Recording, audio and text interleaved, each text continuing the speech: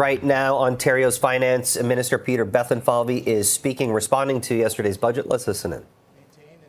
We championed in 2019 accelerated depreciation, championed it again. It was in Chrystia Freeland's fall economic statement in 2024. The accelerated depreciation for businesses is in there, so we're very glad to see that. On the flip side, infrastructure. You know, the province has been asking for $100 billion over 10 years. Excuse me. All finance ministers across Canada have been asking for the same thing. We're building in Ontario, $200 billion of infrastructure over 10 years. Every province is facing the same thing. Their number was $50 billion, of which $21 billion had already been being repurposed as through the gas tax fund. So it's really only $30 billion net new. If you think about that's over 10 years, that's $3 billion. If we're 40%, that's $1.2 billion against our spend of infrastructure, which is about $25 billion a year. So it falls really short there.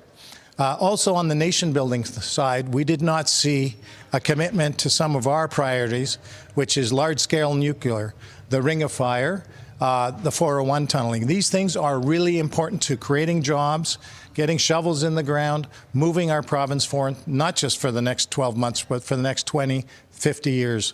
And finally, we felt that the tariffs, I've had workers asking me, what's in the budget for Oshawa? What's in it for Windsor? If you're out of a job or being challenged in the auto sector, there isn't much there specifically.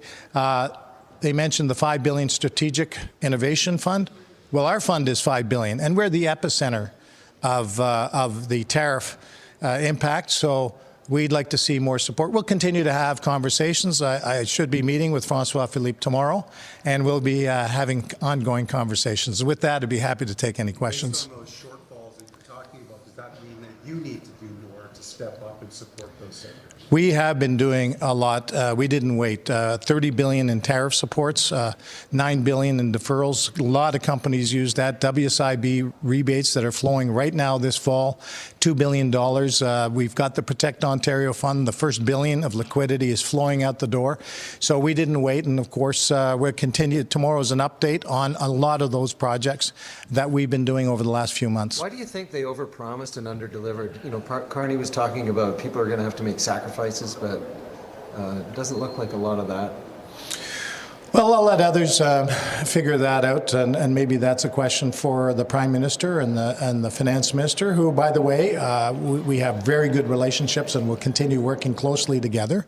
But I think the sense of urgency needs to be there. We've been there. We'll continue to be there. Do you think it's because of the minority, though? They chickened out a bit? You'll have to ask them. You know, we have the privilege and an honor of having a majority here, so I don't know what it's like to manage in a minority. There's also another significant cut for international students. How is that going to affect Ontario's colleges and universities? Colleges and universities, so the cuts in terms of temporary foreign workers, but I think you're addressing more the international students that will have an impact on our colleges and universities. You know, excuse me, that means their revenues will be down, their expenses will be down. Colleges and universities are making the adjustments, and of course we've supported them with the over $1 billion of support. So we put in another $750 million for 20,000 STEM, science, technology, engineering, math positions. And so it's probably the right sizing that had to be done, because we have to make sure we've got the housing, the hospitals, the infrastructure to accommodate such dramatic population growth. Is the province going to put any more funding towards the post-secondary sector to help them through this transition to the right sizing, as you call it? Well, we have been there, and we'll be updating our numbers tomorrow through the fall economic statement. But you know, we support our world-class education system here, colleges and universities, and of course we support all the trades and the apprenticeship programs in grade 11, grade 12, and through training and programs beyond the colleges and universities. We have a labor shortage challenge in this province. If you're going to build small modular reactors, which we committed and announced that with the Prime Minister and the Premier, that's 18,000 construction jobs. Those are good jobs. We got to make sure we have the welders, the machinists, the mechanics, the millwrights. So we're going to make sure that our colleges and universities and all our ecosystem for supporting workers continues to be there. On the Ring of Fire and the road to the Ring of Fire, with no money coming from the feds, where does it leave you guys with your plans? Well, like many things, we're going to go forward. We think it's imperative that the feds join us on things like the Ring of Fire.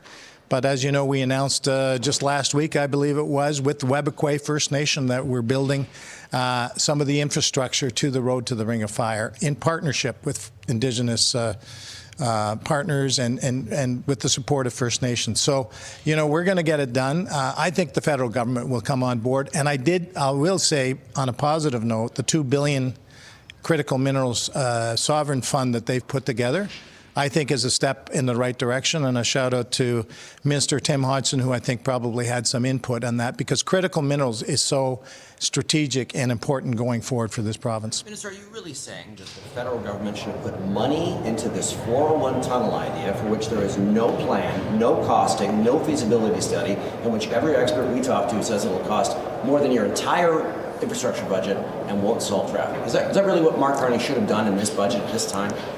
Well, that's quite a preamble to your question there. You know, look, the Premier is very focused. We're all very focused on measures to improve productivity. You've got to move people. You've got to move goods. We're doing a feasibility study, so we're still at the planning stage. I think it's imperative that we think outside the box in terms of how we move people in this province. That's why we have an unprecedented $70 billion plan for transit, a $30 billion plan for highways, and we're going to continue looking at all types of ideas. And yes, we're going to continue having those conversations with the federal government. There's a lot more than money that is included. There's the design, obviously the planning, the feasibility, etc. We're going to continue to have those visionary conversations. Minister, what exactly were you expecting out of the federal government on the 401 tunnel when your government itself hasn't had any, designs or plans or anything that's public on the 401 tunnel? Why would you expect the federal government to weigh in on it? That's part of the conversation. We're not just talking about the next 10 weeks or the next 10 months or even 10 years. We're talking about stuff that we're building for 50 or 100 years. When we had conversations on the subways, if you recall, our ambitious plan, $28 billion, the federal government, it was unclear whether they were going to participate. And we said, well, you know what, we're going forward because this is the right thing to do. Have more transit, build subways, don't slow down, keep going.